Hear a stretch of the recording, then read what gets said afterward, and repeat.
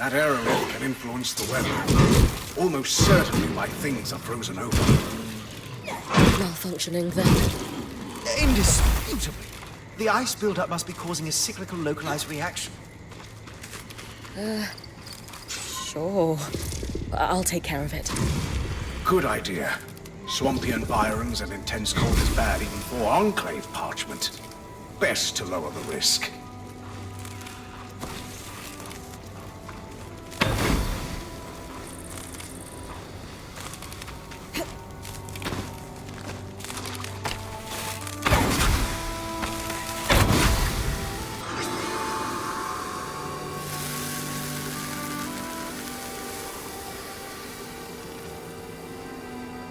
There.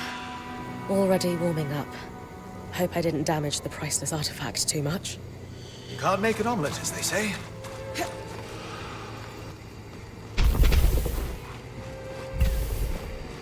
A lot of notes here. Water damage from the cold and melt, though. Let's see. Materials. Huh. That's how you visualize a pattern.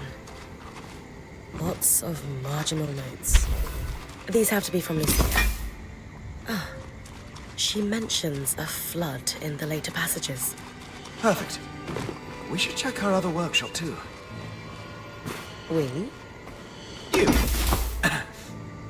Please? I'm on it.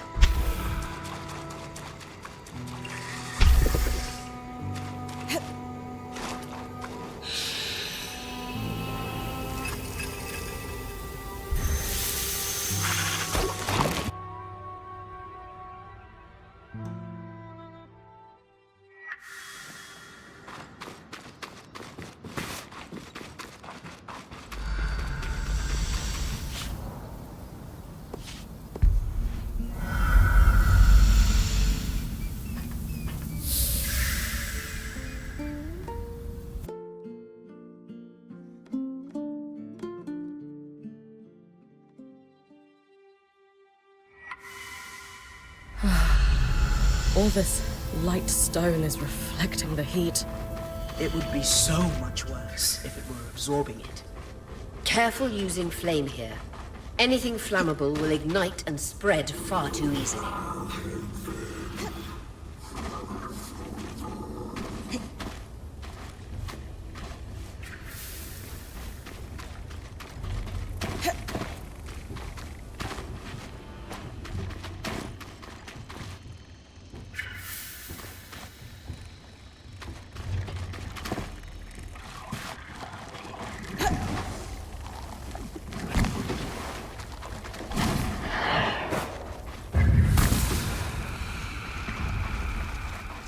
Weaver's Rest.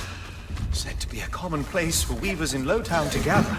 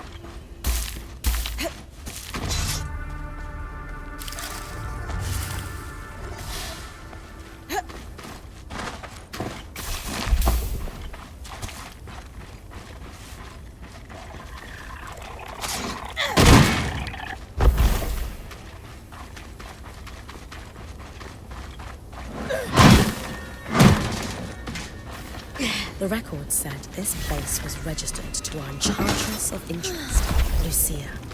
It sure doesn't look like a saboteur or smuggler's den. From the workings of Archons by L. de Crassus. Seems promising. Dom? Certainly topical. There were references to it in those notes you found, come to think of it. Definitely bring it back. Another piece of the puzzle.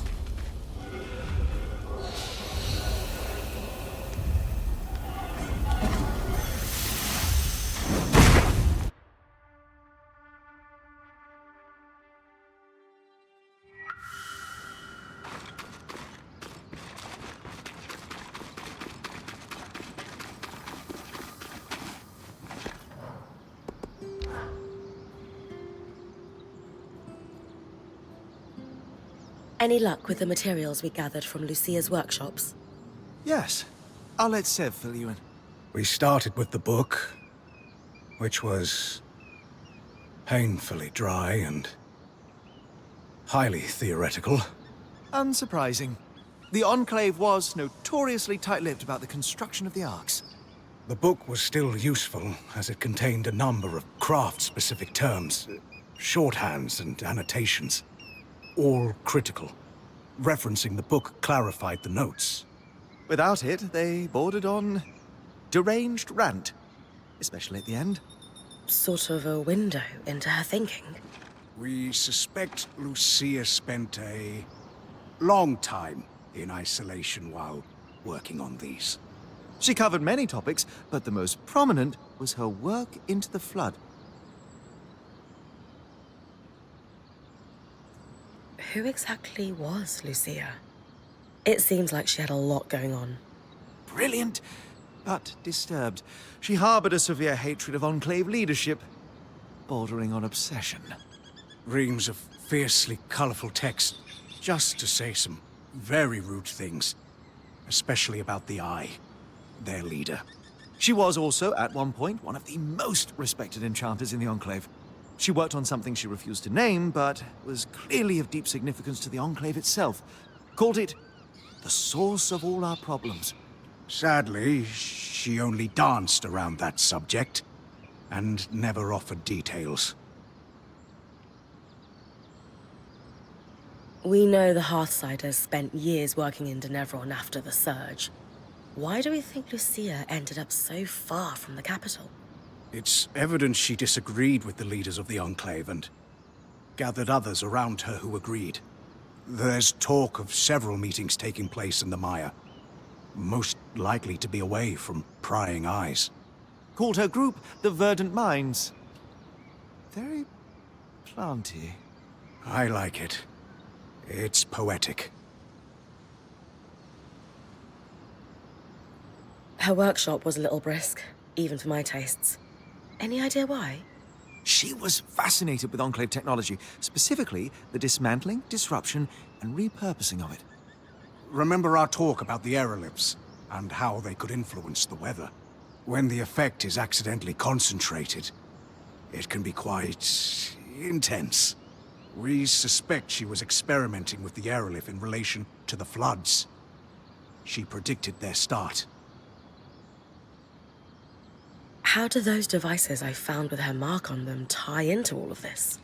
In her final notes, her obsession shifted from the Enclave's leadership to the miasma flood. She was determined to find a way to stop it. On one hand, she looked to the aeroliths as a mitigation. Could they repel the miasma? In the end, her answer was no. And so she turned to disruption. We think the arcs were tests. Could she shut them down? And if so, could she shut down something larger?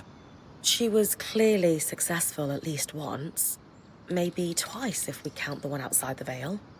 Indeed, and when we're doing more general questions, that is what we must talk about. All intriguing information. But we should focus on the Flood. Does she have an answer for us? Partially. This is the design. Her research led her to one conclusion. To stop the floods, she needed to disrupt a barrier of some sort. The frustrating thing is that she never explains what barrier or where it could be found. She assumed, unfortunately, that anyone else reading it would know what she was talking about. Her design is detailed and specific. The device it would create inverts the flow of magic in enchanted objects, disrupting them for a time. We think the devices we found on the Arks were prototypes, small experiments to determine efficacy and duration. So what's the catch? If the floods are still happening, clearly she didn't build one. Lucia's thimble, as she calls it, requires some highly specialized components. It has to withstand considerable magical flow, far more than what's produced by an Ark. It's like how mass scales exponentially. Just because you can build a scale model of an aqueduct doesn't mean the real thing can support its own weight. Thankfully, that supply cache you found has the necessary materials to handle that kind of magical flow. Solar can pick up where Lucia left off then. Exactly. The other thing we'll need is a source of magical flame. Solar's mantle won't be enough by itself. I can handle that part easily. Okay, so we have clear next steps. Just one more thing. What happened to Lucia? The flood. Our best guess, at any rate. There's no sign of her.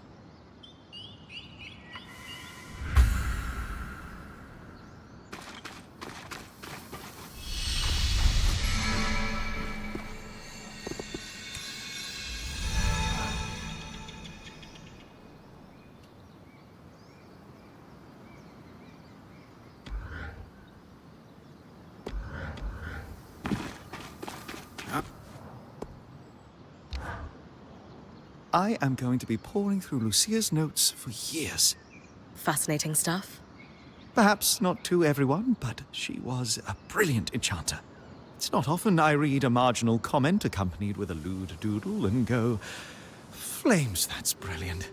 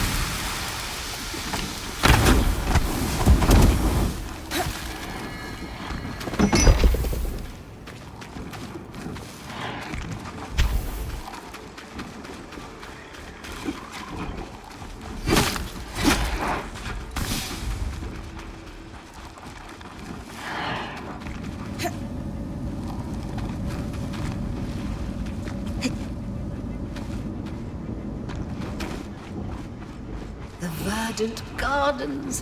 It was a must-see for visiting caravans. Weavers and foreign dignitaries alike. The gardens were a pleasant backdrop to the trade negotiations that took place in Upper Denevra.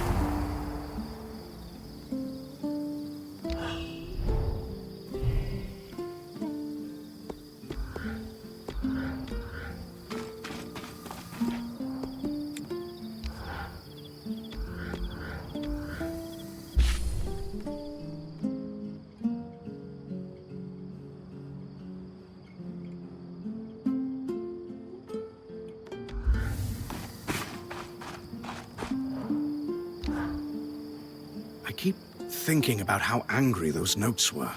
Lucia's? Yes. The tone was acidic, and she clearly felt she'd been betrayed. Not in the general sense. It was personal. I just wish she'd been more clear about by whom.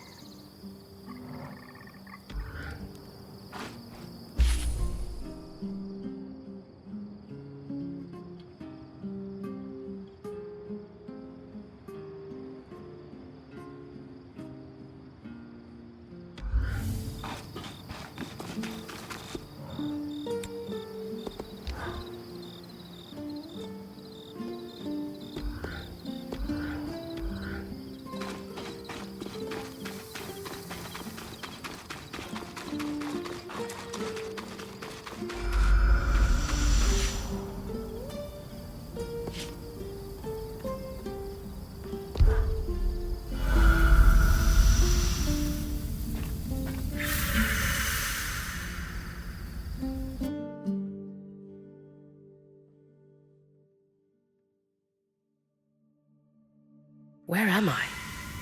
Underground? That barrier almost looks like the veil.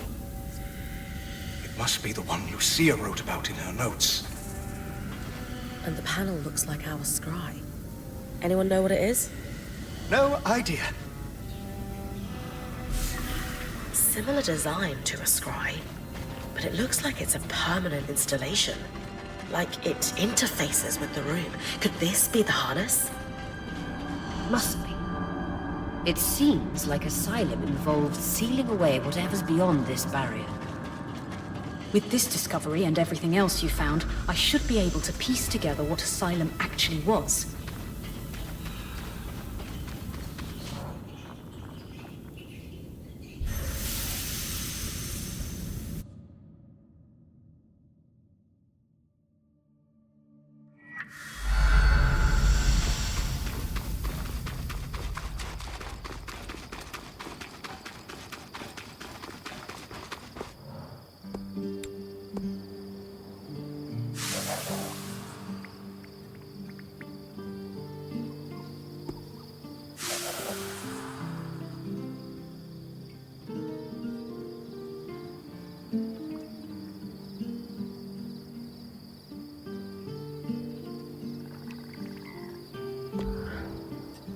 I know we need to discuss the barrier and its potential ties to the flood.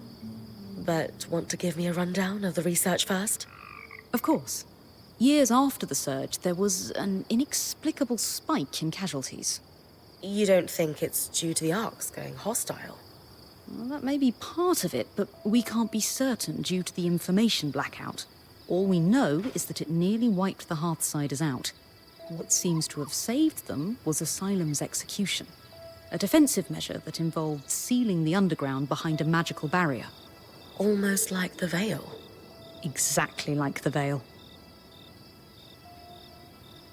So the Enclave didn't just hide information from the rest of the Mater, but their own people as well. Judging from the secrecy and a few of the letters you found, I would guess that high-level officials were paranoid. Clearly, not everyone was in favor of this measure, and some might have wished to thwart it. People like Lucia. And a dissenting group known as the Verdant Minds that she had ties to. Though it's entirely unclear what those ties were. You said the casualties spiked long after the surge. Can you elaborate on what might have caused this? This is truly the thousand-fairer question. With the information blackout, I can't find a concrete link to the cause across hundreds of pages. Ark hostility could certainly be a factor. Clearly, numerous Weavers were killed by their own defenses. The recorded minutes from other meetings in the War Room illustrate a long period of geological instability following the surge as well. Aftershocks and earthquakes and... well, not to mention the outskirts grew more dangerous each year as the creatures were allowed to breed unculled. But these threats seemed to plateau in the early years after the surge. There is no mention of the spike that resurfaced and prompted Asylum. That's so strange. It is. Khan Stanild gave the orders to execute Asylum. Do we know anything else about him?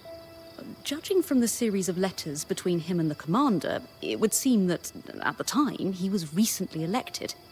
And judging from the frequency with which he followed up on the commander's progress with Asylum, this defensive measure was a key pillar in his political platform. He seemed to grow increasingly concerned with his popularity among civilians in the most recent letters. Ugh, isn't that kind of slimy? Leveraging a security crisis to consolidate political influence? Yes, it's incredibly slimy and effective. And the commander? Do we know what happened to him? It would appear that Asylum was executed successfully, so perhaps he is still alive. But until we find the Hearthsiders, we can't know for sure. It's got to be where the Hearthsiders went, right? Remember, the letter mentioned they were evacuated from the city. To an undisclosed location. We have no real confirmation that they are down there. But it would make sense, wouldn't it? After all, asylum can mean shelter or safekeeping. It can also mean prison. I know everyone wants an easy answer to where they went, but something just doesn't add up. You would think there would be at least one document linking Asylum to the evacuation of the city, and there simply isn't. So, back to the barrier. Think it's the one Lucia was trying to take down? Yes, the very same. She was right, too. It's causing the miasma floods. The raw magic that off-gasses from the veil is what causes the tangles to cluster at its base. In speaking with Dharm, we theorized that this second barrier could potentially be doing the same thing. Except in a more pressurized environment, like, say, within a barrier of kinetic magic. We don't get small pockets of raw magic like tangles. We get floods of it. Precisely. So we need to remove Asylum's barrier to stop the flood. Now we really need to talk to the others. Agreed.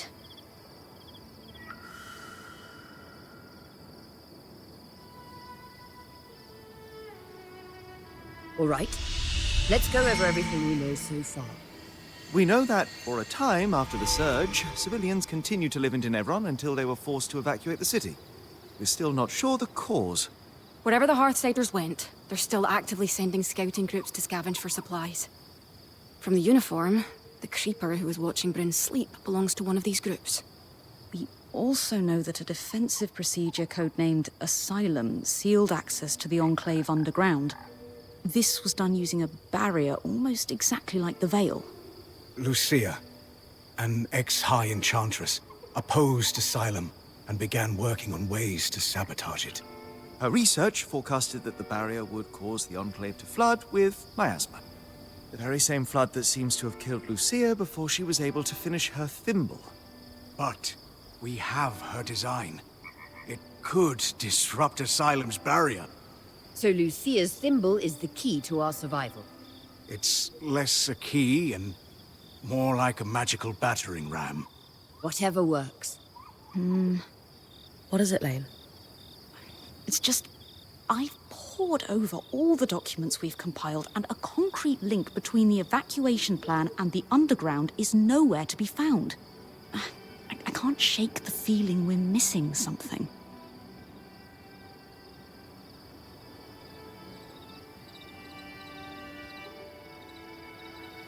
The Enclave destroyed a lot of information from their documents. Could that be why you can't find a link between Asylum and the evacuation?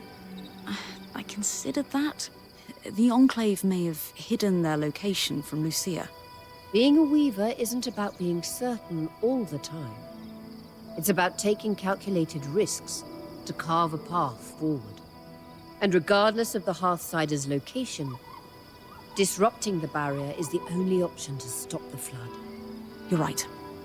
I just hope that if we did miss something, it doesn't come back to bite us. Even if it does, we will handle it. That settles it. Bryn, it's time to use the thimble.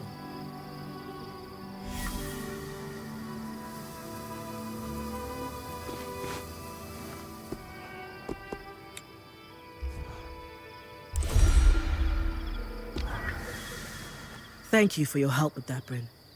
You've a deft hand for flame magic. You can wear Sev's apprentice hat for one day. Also, Lucia knew what she was doing. This thimble was clearly designed to pair seamlessly with Enclave constructions. Must be her experience as a high enchantress at work. Based on Lucia's notes and what we discovered at the Bastion, this was custom designed to disrupt Asylum's barrier.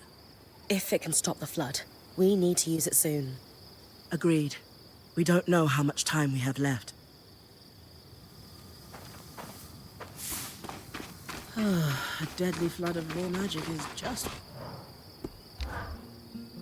This may sound faintly ridiculous, but the real draw of alchemy for me is how it grants me the ability to help people. Oh? Yes. I enjoy my little experiments, I'll admit. I enjoy synthesizing new and wonderful compounds.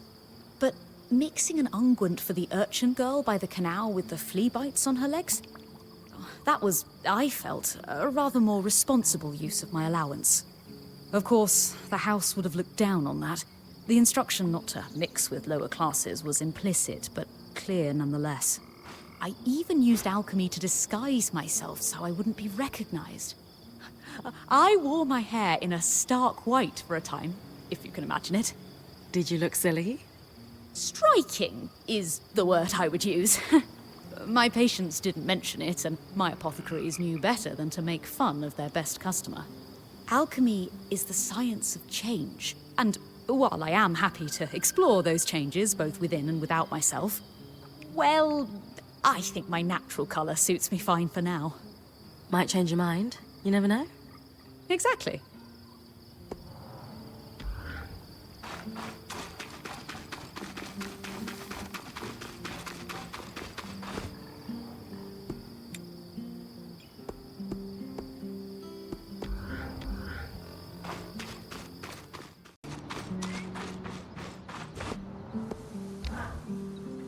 Have you ever wondered why the Veil is, well, called the Veil? No. I don't think I've ever thought about it. Obviously, nobody outside the Enclave knew that it was going to appear, so when the surge hit, everyone near the Veil was essentially vaporized. The first travelers to witness it all said the same thing, that it looked like a mourning veil, with tangles gathering around its base. A simple description, but quite evocative, wouldn't you say? And that's where the name for tangles came from too, I'm guessing. Correct. Their existence had been theorized previously, but they required massive amounts of raw magic to form, non-existent in the wild. Until the surge, of course. I'll try and keep clear of them. Thanks for the history lesson. Anytime.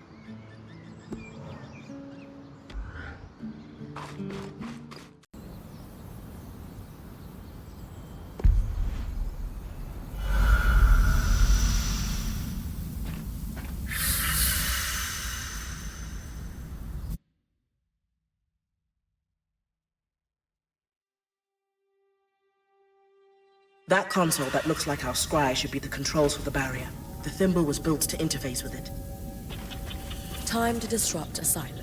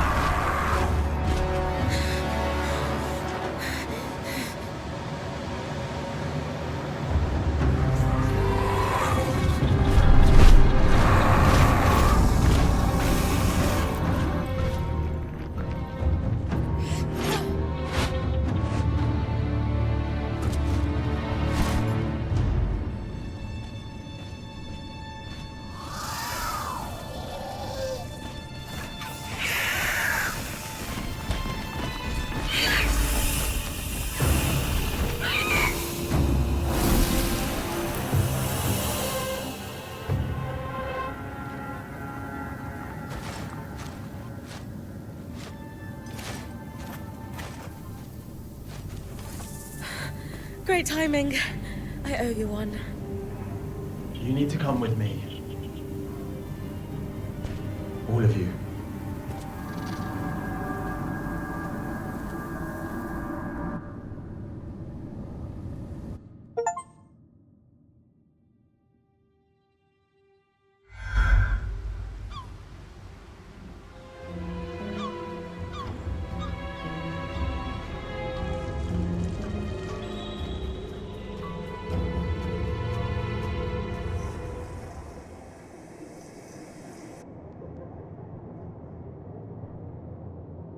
We mustn't cause a panic. Sure. It's not like we had a dire supplies shortage on our hands before this happened. What do I tell the High Enchanter? The Guild will want... Enough. We won't discuss this further. Not in front of our guests. Identify yourselves. Aurea Harpene, or Silverbeak, as I'm known among Weaver circles. This is my band, and beside me is our acting point. Bryn. And you are? Khan Stunild, Eye of the Enclave. My colleagues are the Spindle and the Axle, representatives of the Enchanting and Crafting Guilds. Who sent you? Sent us? Taza? Renland? Udea? The Enclave is the envy of the Maida for its magical prowess. Clearly one of those nations has finally grown a spine and decided to take it for themselves in our moment of weakness. Moment. No one sent us. We came here by accident. What kind of fool do you take me for? You expect me to believe that you bypassed our veil, infiltrated our loom gates, and breached Asylum without a national power backing you? When you put it that way. This is a misunderstanding. We're Weavers, like you. There was a brief opportunity to enter the Enclave for the first time in decades, and we took it. Everything we've done since we arrived has been to uncover what happened here after the Surge. And to find you. If that is true, have you really no inkling of the trouble you've caused? No. Your reckless conduct has unleashed an enemy that nearly destroyed us 27 years ago. The Surgeborn. They first appeared a little over a decade after the Veil went up. Where did they come from? No one knows. But they arrived in the Underworks before making their way to the surface. Where they left a trail of destruction in their wake and wreaked havoc on the Enclave. Causing casualties to rise. And so I called for a retreat here, saving countless lives. We sealed the Surgeborn in the Underworks for good. Until now.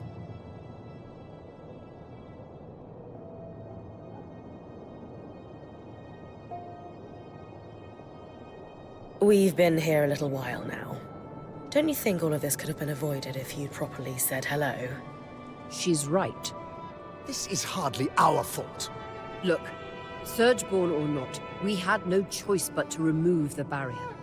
Though I suppose we owe you thanks for warning us about the floods. Who warned you? You did. Did we?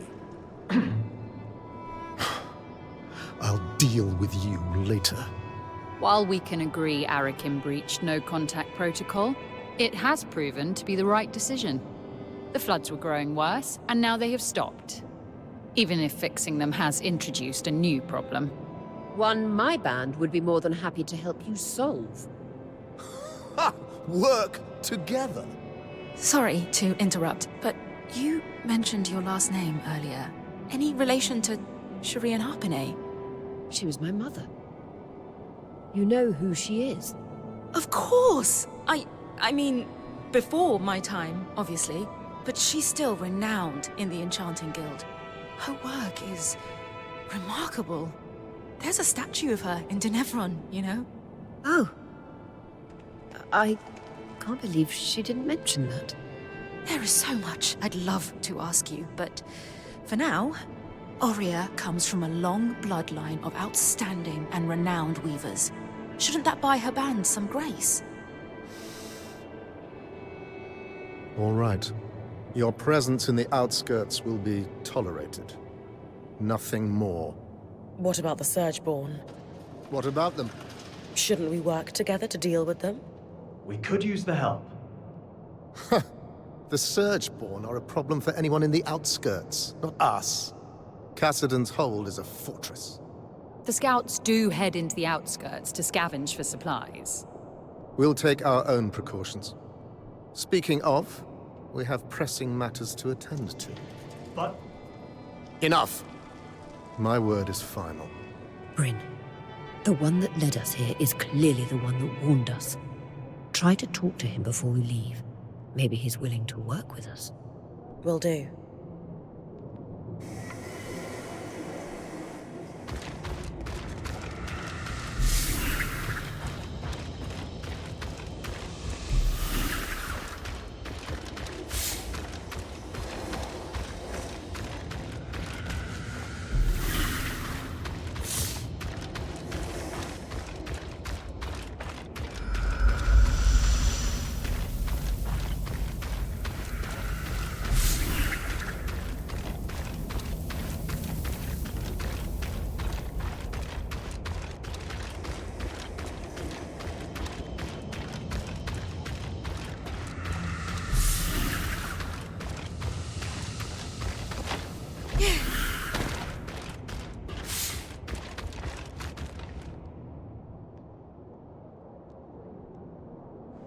Hey, Arakim, was it?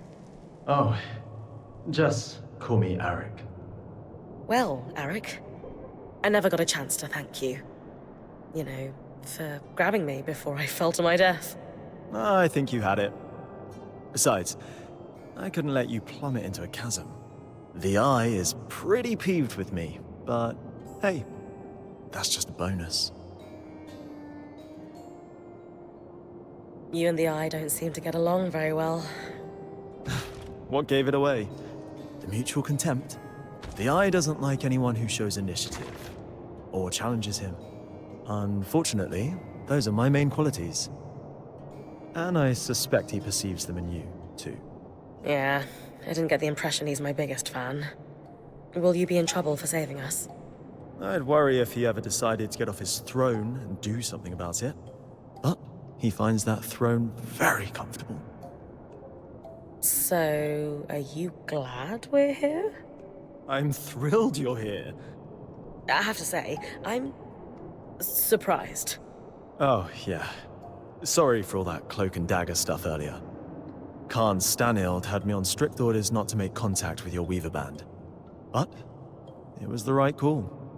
From what I just saw, your presence here is having an impact. How so? Notice how the Axle took my side against the Eye earlier. That never happens. And the Spindle is as quiet as a mouse most of the time, but not today. Aha. So these are big changes. It might not sound like much, but they're excited you're here. Stanild can tell too. That's why he backed down so easily. And that's why I'm glad you're here. So you're not upset that I breached Asylum, like your colleagues? I've been pushing to do something about the Surgeborn for years now. Setting them free wasn't great, but sealing them in the underworks indefinitely was never a good solution. Frankly, I think Khan Stanild is just annoyed you undid his one claim to fame. I guarantee he has no plans to do anything about the Surgeborn now that they're free. You don't think he sees them as a threat? He's got his head in the sand about a lot of things. You seem awfully trusting of us, considering the terrible first impression we've made. I was spying on you the first time we met, so let's call it even. Sure. Maybe you know everything already then, but have you got any questions for me? Just one. Why are you here?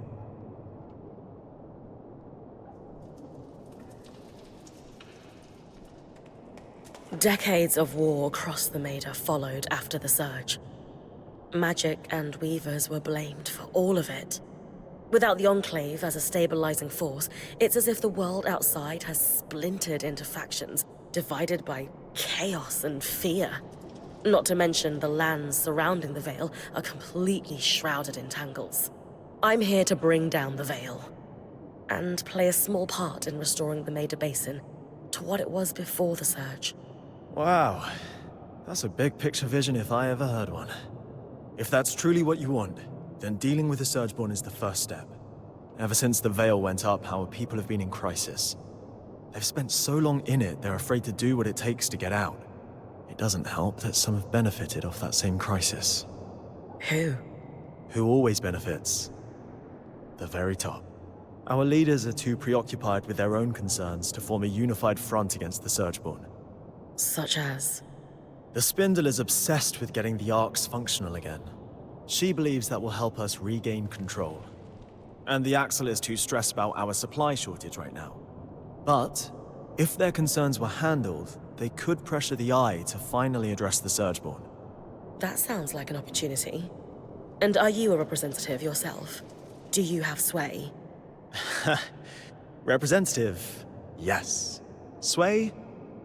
No. I represent the Scouts, meaning I'm at the meetings, but I don't have the title to back me up. The Scouts were once points like you, but our role has changed since the Veil went up. We were effectively drafted into scavenging for food and supplies. It made sense following the surge, but it's been years. Recently, we've even been separated from Cassidan's hold and the remaining civilians. Anyway, it's the guild leaders who will need to pressure Khan Stanild into dealing with the Surgeborn, which is what needs to happen before we can even think about tackling the Veil. Sounds like I've got some palms to grease. Yuck. But yes, I'll come by your camp later. We'll be able to speak more freely there.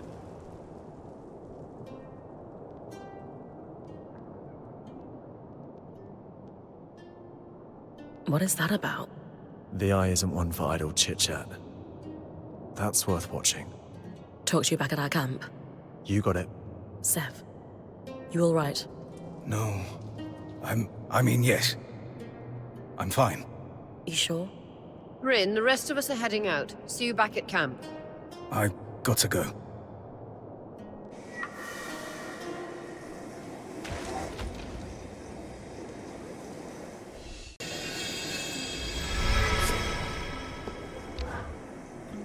Before Asylum, all the loom gates were reset so that the Surgeborn couldn't use them to continue spreading.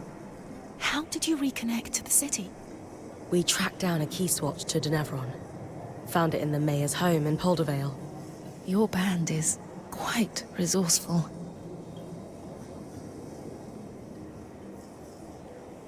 Dam loves discussing magical theory.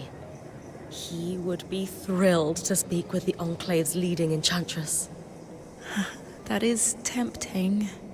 But the Eye wouldn't be pleased if he caught me speaking to your band any more than I have to.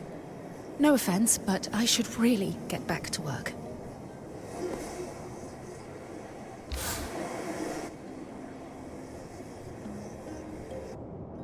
Excuse me, but Arakim mentioned you're the Spindle, a leading representative for the High Arcanists. Oh, yes, that's correct. We wanted to formally introduce ourselves. I'm Aurea, as you know. This is Dam, our enchanter, and Bryn, our acting point. We didn't catch your name earlier. Khan? Just call me Isla. Is there something I can help you with? We'd actually like to help you. Apparently you want to restore the Arcs. Shh! Not so loud. Sorry, that sounds wonderful, but the Eye won't be happy about us collaborating.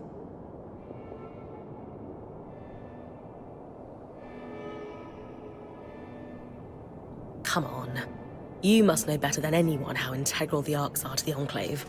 Why let the Eye's political gains stand in the way? I do know that, I mean, and I don't. I do want to fix the Arcs, more than anything. I just need you to be quiet about it. Okay. We'll try, but forgive us if our excitement bubbles over and we forget. It's Dam. He's the one that might forget. We know that the Arcs began malfunctioning after the surge. A select few were even sabotaged. Any idea on what caused the other malfunctions? Some theories, but nothing solid. Anyone who knew how to create arcs, let alone fix them, died before I was born. I've tinkered with an inactive arc that's lying near the Grand Gate, but it would make a world of difference if I could study a resonance that was freshly harvested from a great arc's pattern. Consider it done. Bryn's got you covered. She has a knack for harvesting great archons. You'll have it in no time. If you're sure, I certainly would appreciate it. With discretion, of course. Right. We've been talking a while. You'd better go. This can't be right.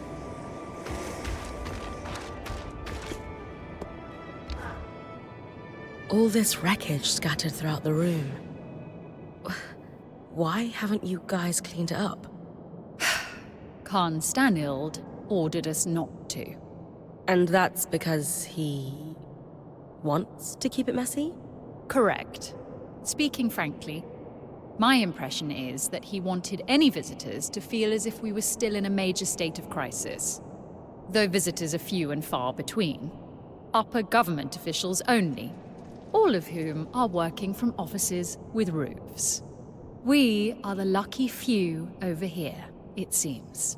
What a privilege it is to work in a building that is open to the weather. I understand the motivation of wanting to wait until we'd found everyone a place to live. But we achieved that 20 years ago. Thousands of survivors rehomed. And yet, I still have to step over puddles to get to my desk.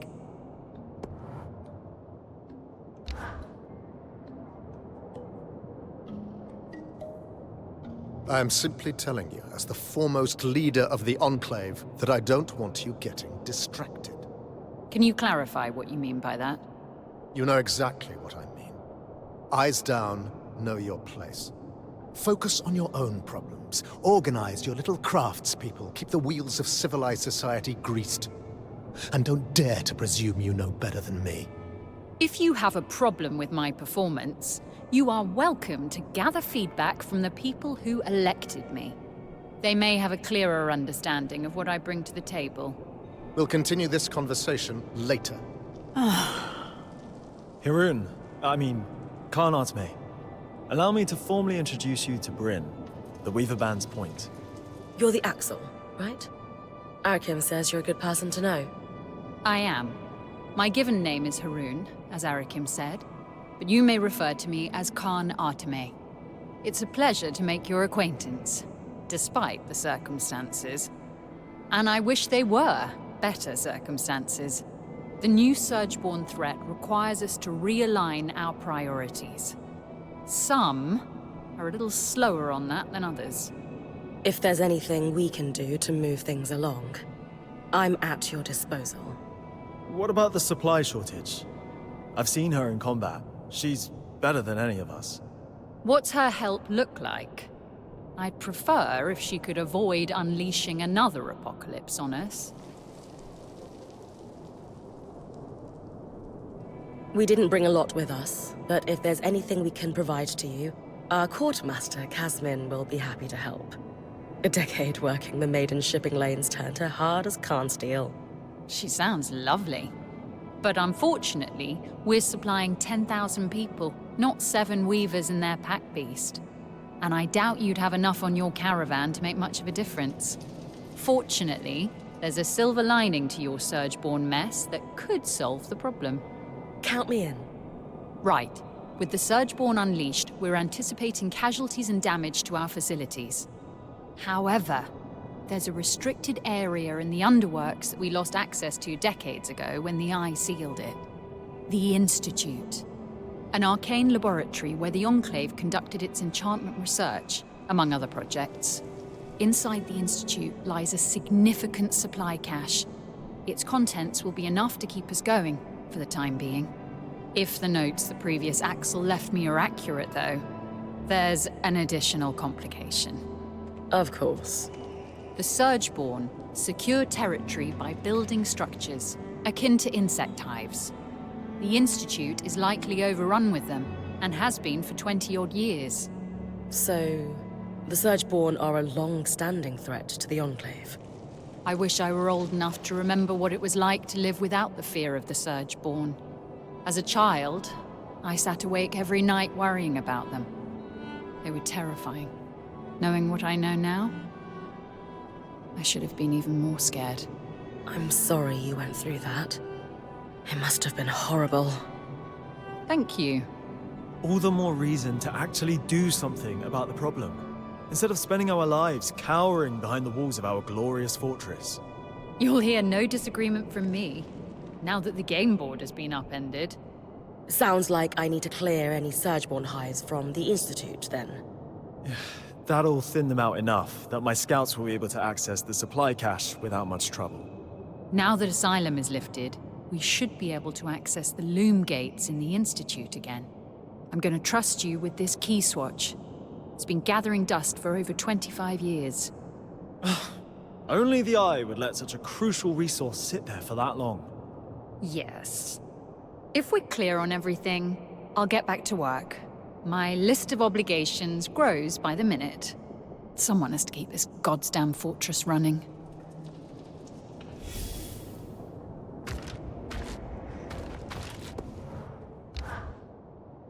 What's your history here? Have you been the Axel for a long time?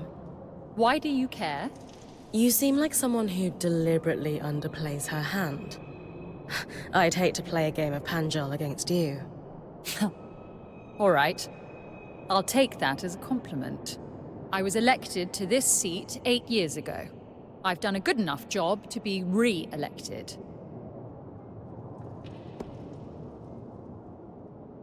What made you decide to run for leadership? My predecessor was incompetent and took bribes.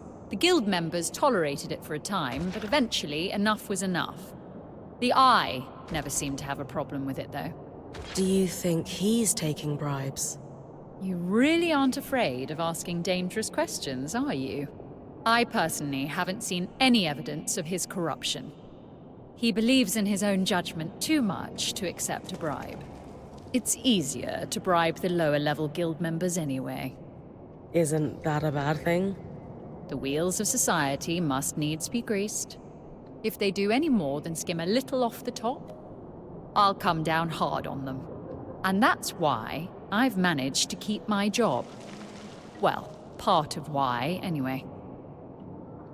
How's your working relationship with the Eye? Is he your superior? He would like to think so. His seat casts the final vote when the council cannot make a decision. But his seat has more power than that. Khan Stanield wields power beyond the traditional bounds of the Eye's seat, yes. But he is our savior, so surely he must know better than any of us. Which is to say, he is technically the highest-ranked official in the Enclave. But he hasn't faced an election in decades. In contrast, I have, let's call it, popular support. So, what does an Axel do all day? It varies. Some of my predecessors have been very hands-on, as befits a representative of the physical trades.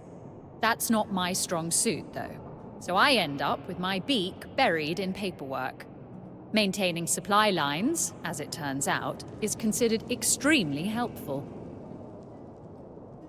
That all makes sense? Thanks for taking a moment to talk.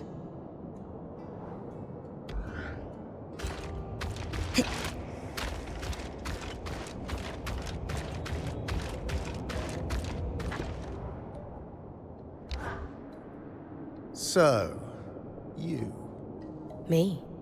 The one causing trouble. The one poking into corners. The one who hasn't the good sense to leave well enough alone. Had you allowed Arakim to reach out to us sooner, this could have been avoided.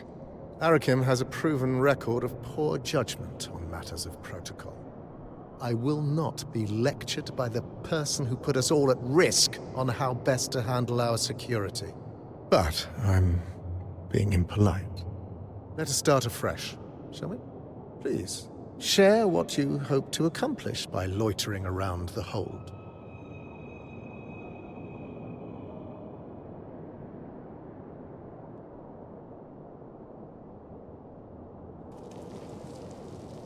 Weavers outside the Veil have been hoping the Enclave would be a bastion of lost arts.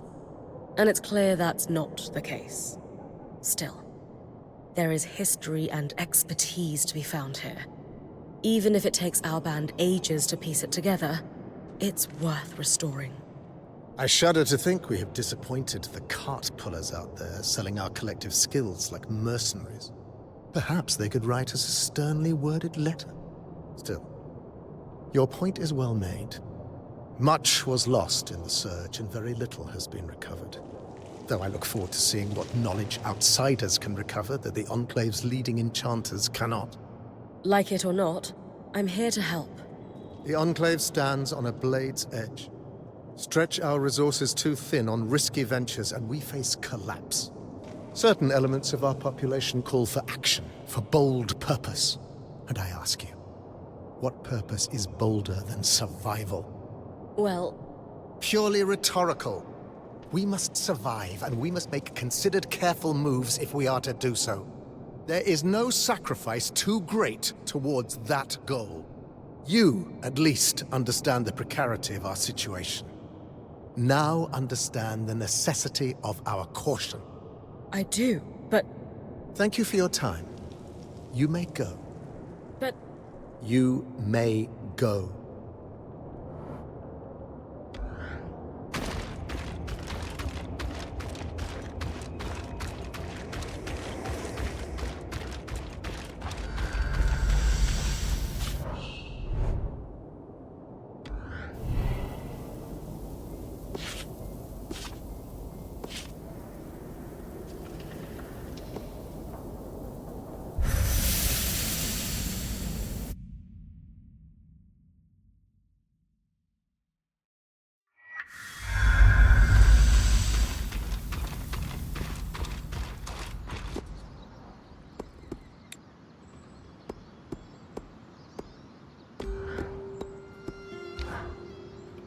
Bryn, I'm glad you're here. I need to talk to you.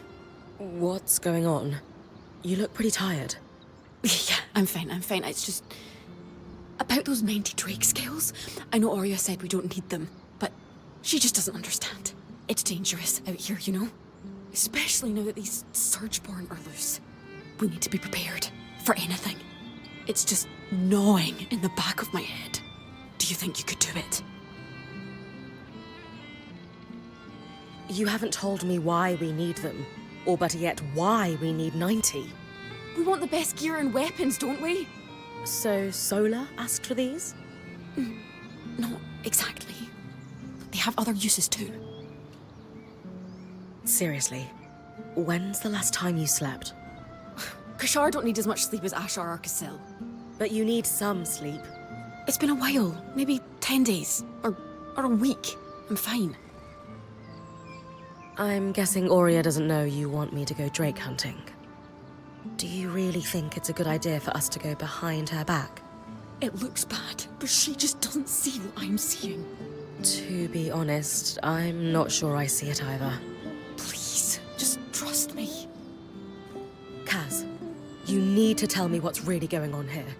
I want to help, but the Drake scales? The Weaver Band is okay. More than okay. We're in the best shape we've been in since we entered the Enclave, now that we've made contact with the Heartsiders. Besides, the caravan is looking pretty full. It's not making sense. You think I'm insane? No, of course not. Era's breath. I shouldn't have brought this up. Ugh. But you just don't understand. Everyone could die if I don't... It would be my fault. Whatever this is, please just tell me what's going on. No. I shouldn't have burdened you. Sorry, just go. But Kaz... I can't talk about this anymore. Caspin is not okay. And I don't think bringing her more stuff is the answer. I'd better talk to Aurea.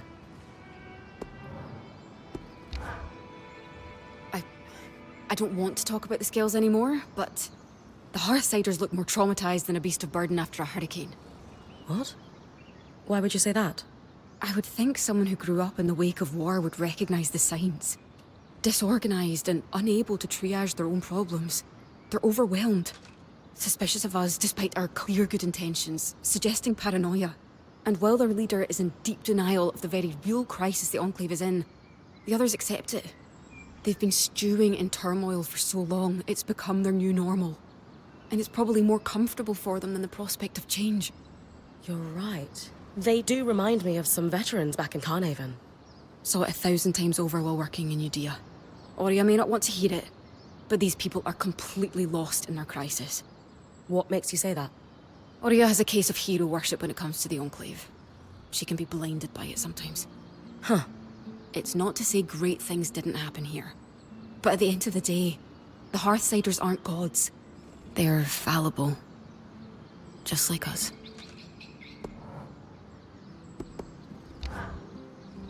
Kaz, you know you can talk to us about what's going on, right? Nothing's going on. I'm fine, I promise. You don't seem fine, though. It's just, no one seems to understand how important the Ashpeak Drake skills are, and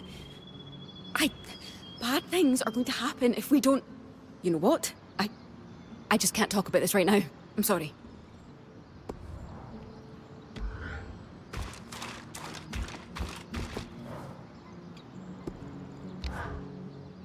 So, Aurea, what do you make of the Enclave Council?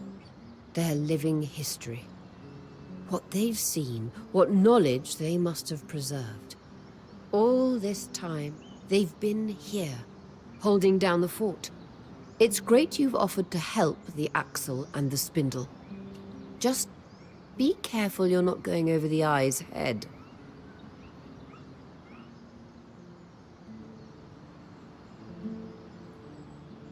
Honestly, I've seen his type before, and I don't trust him. He's slippery. We need to respect the leader of the territory we're in, Bryn.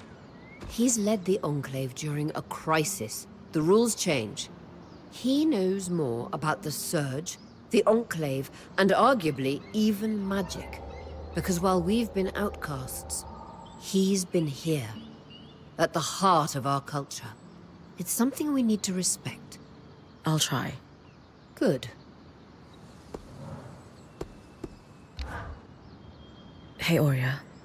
About Casmin. I know. I'm worried too. So is the rest of the band. Let's talk at the archive, privately. I'll join you and Lane in a moment. All right.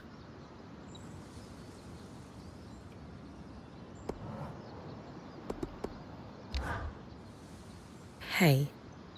You all right? Yes. There's something I should have told you, so I'll just come out and say it. I was born in the Enclave. How is that possible? Oh, luck or tragedy, depending on your perspective. Before I was born, my mother and father lived here happily for several years. But they decided it would be better if my mother raised me with my grandmother and great aunts for the first few months of my life. So she left with me when I was just a hatchling, with every intention to return. But the surge happened. The life I should have had was lost for good. Because of all this, I never knew my father. I don't even know his name. Is it common for Oberon hatchlings to be raised apart from their fathers? No, but it is common for extended family to be involved in the raising of children. As you know, I come from a long line of weavers, many of whom traveled in caravans their entire lives. It was apparently quite a shock when my mother fell for a Hearthsider. So your parents were looking for a compromise when it came to raising you? Exactly. And I wouldn't trade my childhood on the road. My great-aunts and my grandmother made me who I am, after all. Still, you missed out on your father. It's natural to wonder about him. I suppose. Isn't it a little strange your mother never told you his name? She was separated from him so suddenly. She had no chance to say goodbye. My mother's a strong woman, but whenever I asked about him as a child, she could only manage a few words before her face would crumble. She found it too painful to discuss, and I never wanted to pry. But now? I can't help but wish I knew who he was. Does your family have something to do with your attachment to the Enclave? Being here has meant a lot in some ways, and in others, it's very different from what I expected. Meeting the Hearthsiders was a lifelong dream. But the circumstances of our encounter? Not what I'd envisioned. Knowing now that this is your birthplace, I can see why that would be disheartening. This was meant to be my home, after all. This is definitely a twist. I feel like you could have told me sooner. I am sorry for that. You need to be able to trust me. So why hide it? Talking about difficult and private matters is not my strong suit. And frankly, I rarely see the point in dwelling on the past. I guess you and your mother have that in common. Huh. You might be right. So, we're going to find out who your father was. You would... help me? Of course. Maybe Lane would have some ideas on where to start. Actually, I had an idea myself. The spindle mentioned a statue of my mother. It's clear the Enclave commemorated their champions. I can't shake this feeling my father is among them. You think there's a statue of your father? I know it sounds strange, but the handful of times that my mother spoke of him, she described him as this great hero. Since she was one herself, is it so crazy to think she might have meant that literally? Maybe not. I can scope out the statues in Upper Denevron for a resemblance, if that's what you want. Good. And thank you.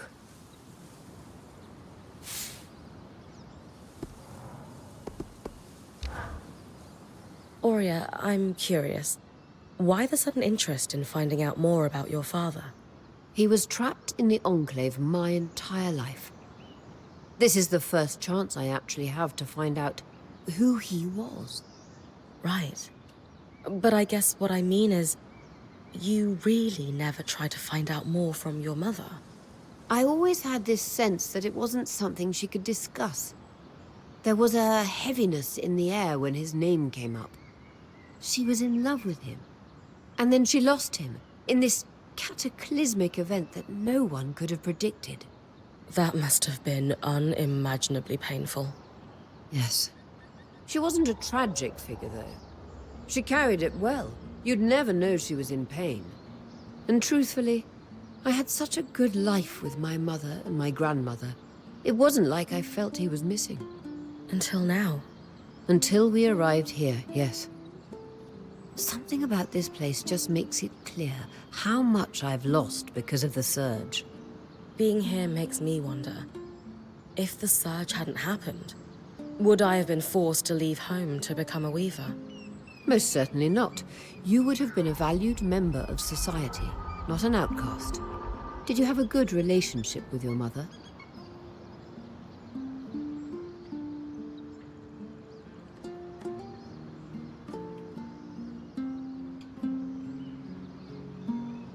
I probably take more after my dad than my mum, that's for sure. But I love her all the same. She gave you a good life, then? Oh, the best. It was hard to leave it behind. My mother and I had our ups and downs throughout my life, too. As daughters get older, we understand our mothers better. Any chance our mothers understand us better with age, too? She'll come around to the weaving, if that's what you're worried about. She loves you, after all. She does. I know that much. This is a little out of the ordinary, but the spindle gave me a key swatch. Or rather, she dropped off a letter with one enclosed on my desk in the camp. No one saw her come in or out. Why not just hand us the key swatch at Cassidy's hold? According to her letter, what she's asking us to investigate is highly confidential. So, chances she was authorized to give us this key swatch are... slim to none. Where does it lead? Starlight Cape. An island outpost that was abandoned following the surge. Strange sightings were reported from the mainland. However, the Hearthsiders couldn't afford to send scouts. That's why the spindle thought of us. We are notorious for probing arcane mysteries.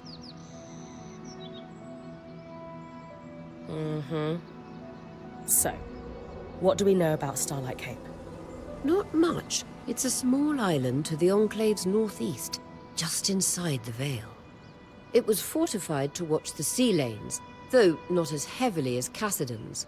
The rocky shore was a natural barrier to landing. Though I do recall the smith in my mother's band telling me that he'd never seen a clearer night sky than at Starlight Cape. These small islands rarely have much lamplight due to the fact that so few people live on them. Huh. What kind of sightings are we talking about? Apparently, the island's defining feature is an observatory at the top of its mountain. Over the years, several scouts had reported moving lights over the peak. Why was Starlight Cape abandoned? Winds are always stronger on the coast, and the dramatic weather following the surge made the island inhospitable. Its military personnel were redeployed as civilian relief. And though at one time a bridge connected the island to the mainland, it was destroyed in the earthquakes. So it's only accessible by Loomgate. Happy to check it out. Good. Here's the key swatch.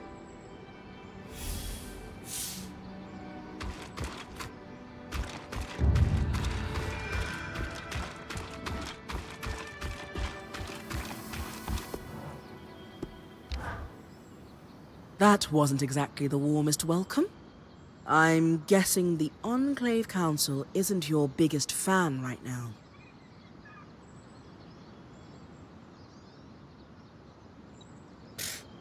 What's not to like? So I let some nasty creatures loose. There's no bad impression my charms can't overcome. And if they fail you now, there's a first for everything. Then I'll roundhouse kick those Surgeborn back to the Underworks.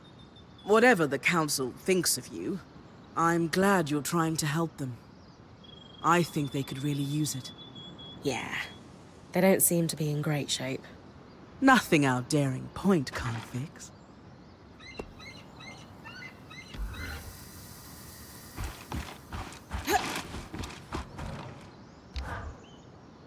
So, what were you speaking to the Eye about?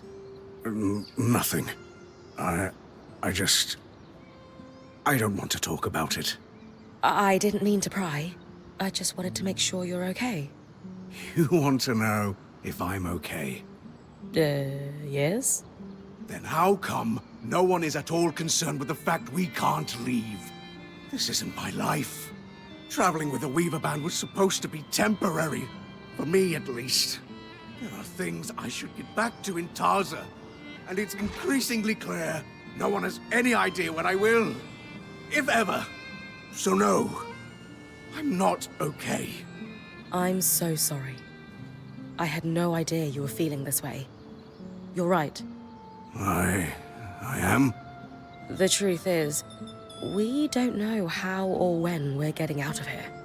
But if you want to leave, we should have made that more of a priority. Or at least made you feel more heard. So we'll work on it. Promise. Really? What's the catch? No catch. Apprentice or full-time weaver, what's important to you is important to all of us. I don't know what to say. But thanks.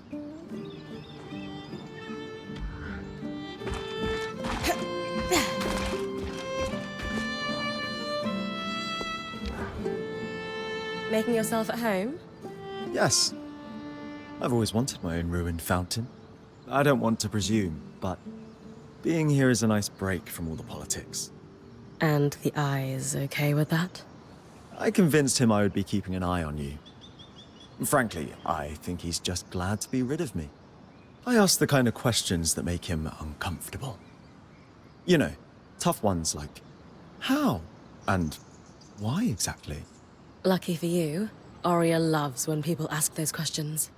Welcome to the camp, Eric. We're glad to have you, and your insight on the Hearthsiders. You still call us that? Yeah. but it's more bitter these days. Surge and all. Maybe together we can fix that. Let's. How are you settling in, Eric? Things going well? Good. Yeah, they're fine. Just good? No, not really. Something's going on at the hold, and it's making the hairs on the back of my neck stand up. The Eye publicly scorched you for opening up Asylum, and yet I've heard him telling the Spindle that this could be a good thing. Meanwhile, the runners are stretched paper thin keeping supplies moving. Which, of course, leaves my people no time to deal with actual threats. Sounds like you could use some help. What's the problem? Really? Oh, dancing winds, where to start? No, wait, I know. The Spitfires. A particularly aggressive group seems set on spreading through Denevron. In particular, they're building nests in some areas I was hoping to use as training grounds, but we had to pull out due to the risk. Would the areas be safe if I took care of the nests? Yes, though the nests are very durable. They will turn brittle if you get them cold enough. Consider it done. Anything else? Maybe an odd request. Could you ask Oria if I could power the scry while you're tackling them? Why not ask her yourself? I feel like I have a lot to learn from Oria and how she works with you. And it's strangely intimidating to admit that to her directly. She is a force of nature. I get it. I'll ask.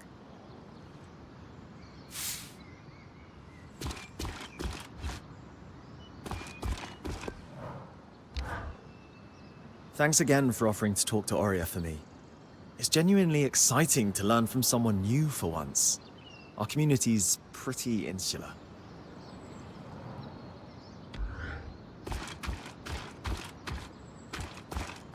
When's the last time anyone saw her? It might sound callous, but I'm a little disappointed in the Hearthsiders. They're in worse shape than any of us expected. They've done so little to repair the wonders that surround them. How can a society once renowned for its genius become so far removed from their own innovations? It makes me question if they were ever as great as we all believe they were, or if it was just... Some myth to keep Weavers going after the surge. Exactly. Something for us to believe in, whether or not it was true.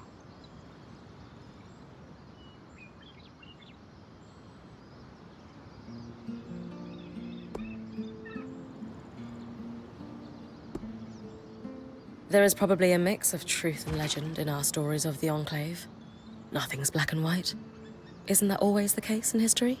Yes, I suppose this could have been expected, but it's rare we have a chance to confront history in person like this. I'm just not sure what to think anymore.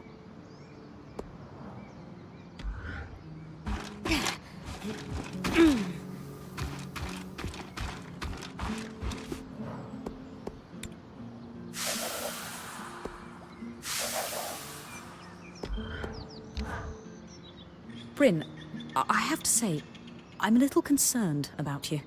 Me? Why's that? I don't think you know what you're getting yourself into with the Enclave Council. You're not just helping them, you're diving headfirst into their political affairs.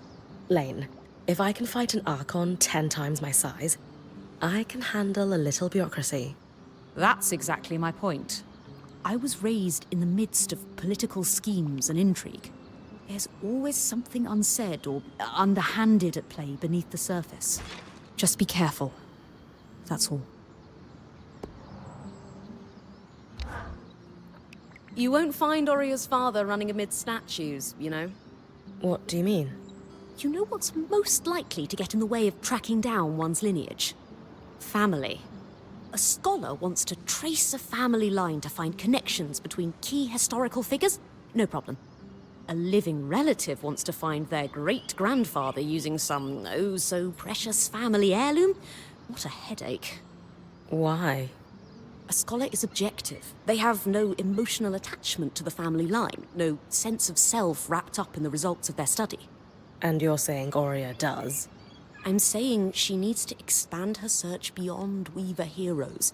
She's not searching for family there, she's seeking identity. And without objectivity, her search will turn up nothing.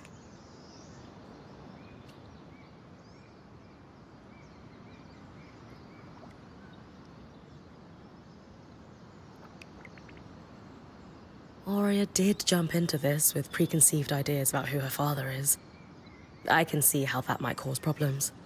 It most certainly will if she doesn't come around to the idea that her father may not live up to her expectations. I'll keep that in mind. Food for thought, at least.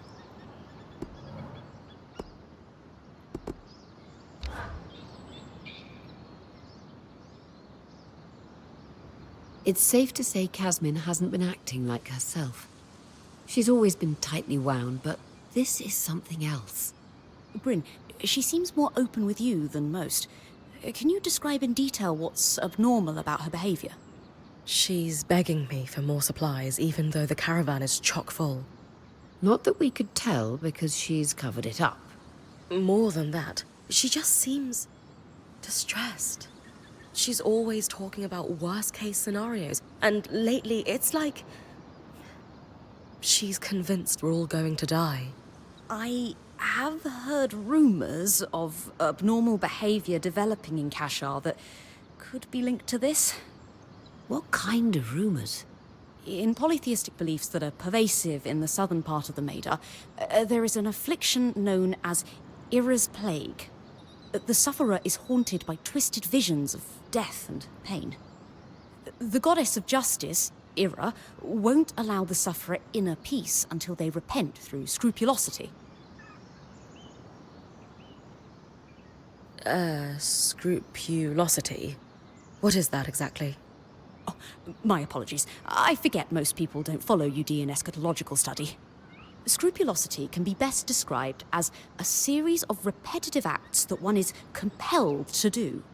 For example, if Casmin is plagued by relentless images of our band dying from exposure, she might send our point out over and over again to retrieve supplies. Yes, in order to dispel the horrific visions. Are you seriously suggesting Casmin is... what? Possessed? Of course not. I'm confident that this is merely a stigmatized phenomenon that could not be explained through facts or science.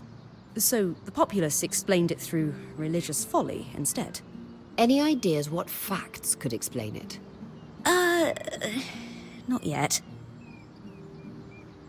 I didn't realize Casmin was spiritual. Is she really trying to hide these visions from us? Though not devout herself, Casmin grew up with a strict Ashar mother. You're right, she did. It's possible Casmin's affliction was a point of shame or contention between them.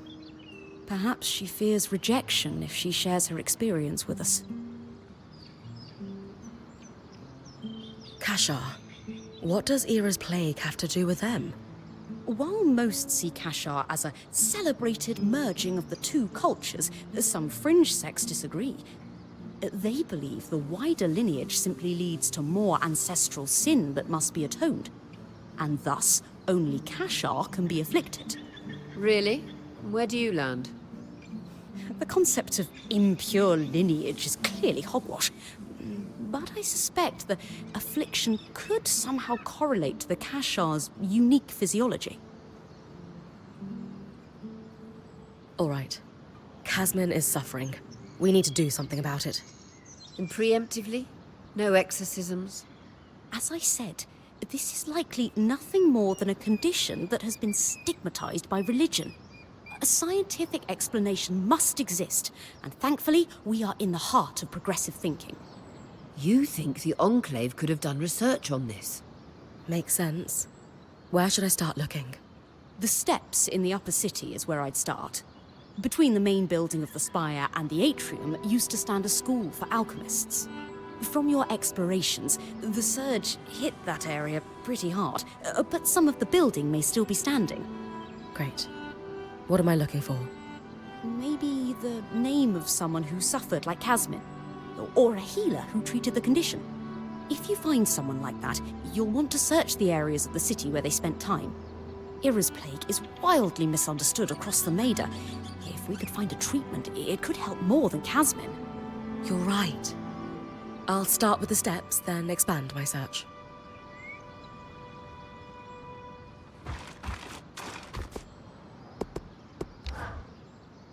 One of the greatest tragedies of the Surge is the loss of stories. The Enclave might not be that old, but with so many dead to the Surgeborn, their memories most certainly died with them. I can understand that. Oh? My parents' generation tend to stay quiet around the fire. Whatever stories Khanhanders had were beaten out of us by public lashings and prison camps.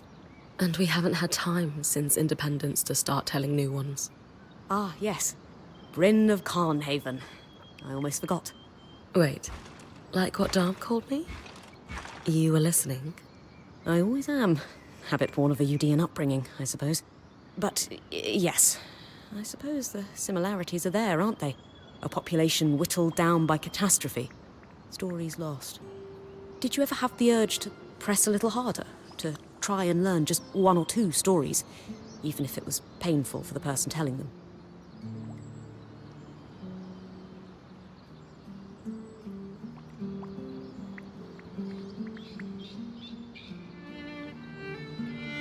Honestly, in that case, I'm happy to let the past lie. If I didn't want to look forward, I wouldn't have left to join Aaron's Weaver Band. And I wouldn't have ended up here. So I'm here to live new stories, not to dwell on the past. I understand the drive. But do you think perhaps you might have been running from the grief too? Not to make assumptions, but it can't have been easy growing up in a culture steeped in such loss. There's joy in freedom. And even though that's what independence promised, I didn't feel like I had that at home. I understand. The physical chains are gone, but the mental binds remain. Perhaps our presence can help the denizens of the Enclave avoid the same trap. I hope so.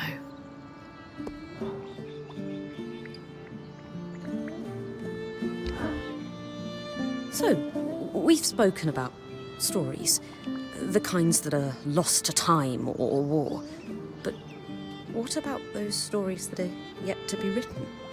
What is the story of Bryn? Slayer of mighty beasts, point of Oria Silverbeak's legendary weaver band. I suppose that's me in a nutshell, isn't it? Yes, but what else? I can't help but wonder whether there will be anyone else who's indelibly part of your story. I'd need to have someone around to champion my exploits. Can't just hand out copies of my journal, can I? Goodness! If only there was someone around who could shout your praises from the rooftops. You never know. They could be right around the corner. We shall have to keep an eye out.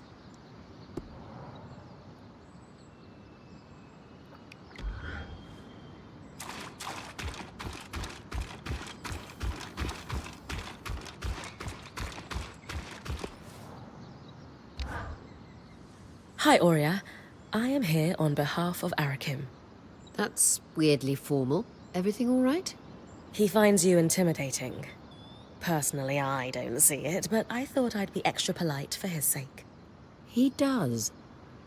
Good. What does he want? He's wondering if he could power the scry while I run an errand for him. He's hoping you'll give him tips. Happily.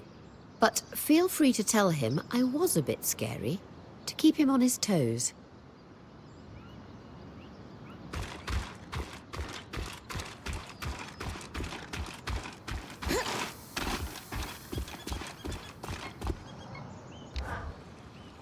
Good news.